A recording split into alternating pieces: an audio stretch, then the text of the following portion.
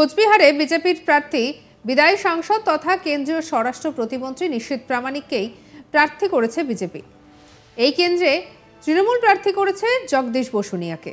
আর এবার India today Axis মাই ইন্ডিয়ার booth ফেরত সমীক্ষা অনুযায়ী এই কেন্দ্রে সম্ভাব্য এগিয়ে রাখা হচ্ছে বিজেপি প্রার্থী নিশীথ প্রামাণিককে। কোচবিহারে গত লোকসভা ভোটে অর্থাৎ 2019 সালেই প্রথম বিজেপির হয়ে ভোটে দাঁড়ান নিশীথ প্রামাণিক। ভোট পেয়েছিলেন 7,31,594, অর্থাৎ শতাংশের বিচারে 47.98%। তৃণমূলের প্রার্থী ছিলেন পরেশচন্দ্র অধিকারী, ভোট পেয়েছিলেন 6,77,363, অর্থাৎ 44.43%।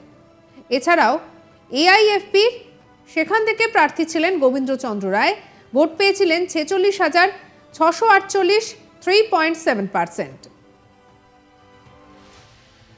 আর এরপরে যেটা দেখা যাচ্ছে যে প্রসঙ্গত 2014 সালে ভোটে তৃণমূল প্রার্থী হচ্ছেন রেণুকা সিনহা, ভোট পেয়েছিলেন 5,26,499, অর্থাৎ 32.63%।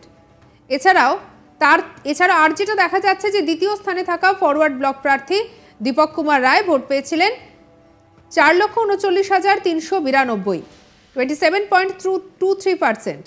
এবং বিজেপি থেকে হেমচন্দ্র বর্মন, তিনি ছিলেন তৃতীয় স্থানে, ভোট পেয়েছিলেন 2,17,653, অর্থাৎ 13.49%।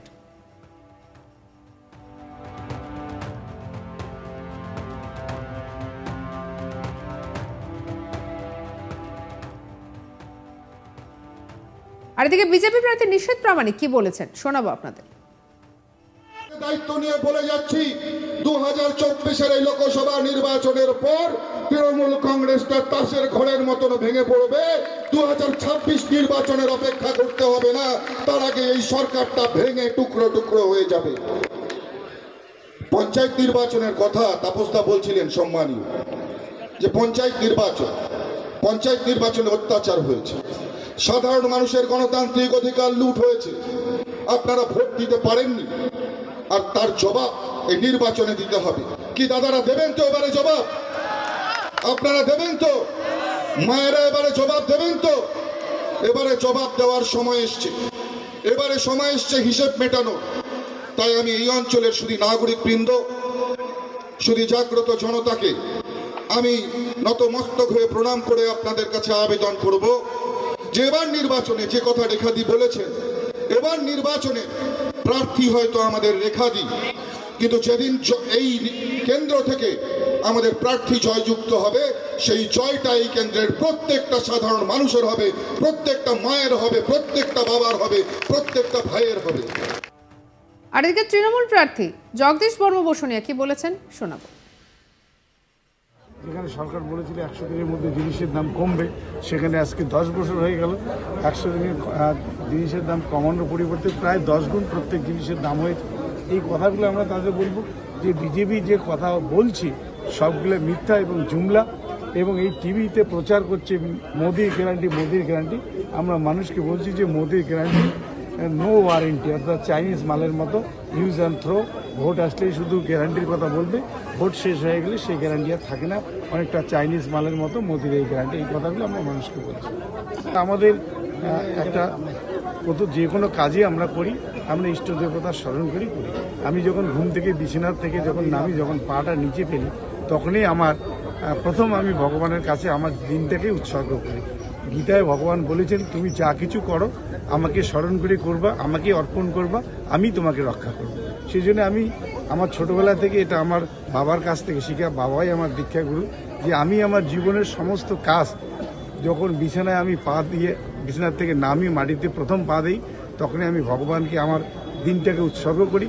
এবং রাত্রিবেলা যখন আমি বিছানায় শুতে যাই, শুয়েই আমি ভগবানকে বলি, ভগবান আমার সারাদিনের যে কর্ম, সে কর্মের ফল তুমি আমাকে দিও, আমি যা করেছি তার যথাযোগ্য ফল তুমি আমাকে দিবে, তার বাইরে আমি কোনো কিছুই কামনা করি না, তুমি আমাকে রক্ষা করো। অবশ্যই আমরা মানব জীবনে চলার পথে অনেক কাজ যেগুলো আছে অজান্তে আমাদের হয়ে যায়, যেগুলো আমরা ইচ্ছাকৃতভাবে করি না, কিন্তু অজান্তে হয়। আমাকে হয়তো পিছন থেকে কেউ ডাকলো, আমি তা শুনলাম না, আমি তাকে এড়িয়ে চলে গেলাম, এটা আমার অজান্তে। এরকম অনেক কাজ অজান্তে মানব জীবনে হয়, এটা স্বাভাবিক। আমরা যারা আর এদিকে এই নিয়ে আমাদের কালেক্ট প্রবীর কুণ্ডুর কি রিপোর্ট দেখাবো।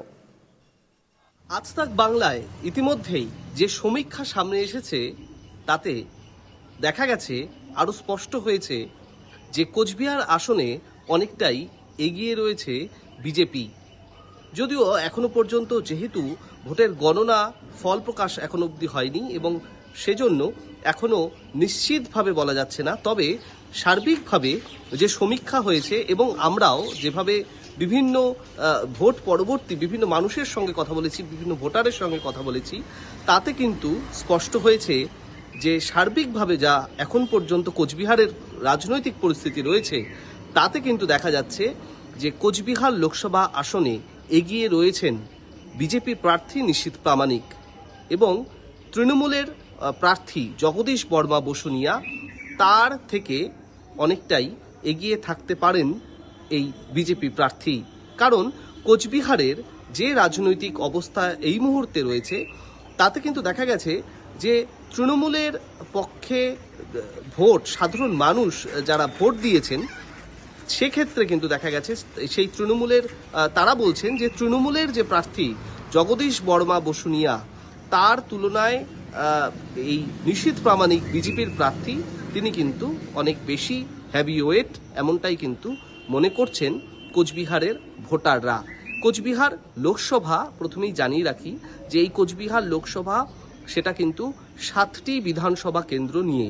কোচবিহার জেলা 9টি বিধানসভা কেন্দ্রের হলেও কোচবিহার যে লোকসভা কেন্দ্র সেই লোকসভা কেন্দ্রটি কিন্তু গঠিত হয়েছে মূলত 7টি বিধানসভা কেন্দ্রকে ঘিরে এবং এই 7টি বিধানসভা কেন্দ্রের যে গত বিধানসভা নির্বাচনে দেখা গেছে যে সার্বিকভাবে কোচবিহারের সাংগঠনিক শক্তি বাড়িয়েছে গেরুয়া শিবির এবং এই যে 7টি বিধানসভা কেন্দ্র তার মধ্যে কিন্তু দিনহাটা বিধানসভা কেন্দ্র, সিতাই বিধানসভা কেন্দ্র তৃণমূলের দখলে থাকলেও বাকি বিধানসভা কেন্দ্রগুলিতে ক্ষমতায় রয়েছে বিজেপি। সেটা কিন্তু গত বিধানসভা নির্বাচনের ফলের নিরিখেই দেখা যাচ্ছে এবং তারপর লোকসভা আসন যখন তৃণমূলের থেকে নিশীথ প্রামাণিকের হাত ধরে হাতছাড়া হয় তারপর কিন্তু কোচবিহার এই লোকসভা আসনটি দেখা যায় যে সেখানে কিন্তু বিজেপি আরও শক্তি বাড়ায় ক্রমশ এবং নিশীথ প্রামাণিক তার অন্যতম একটা তার আলাদা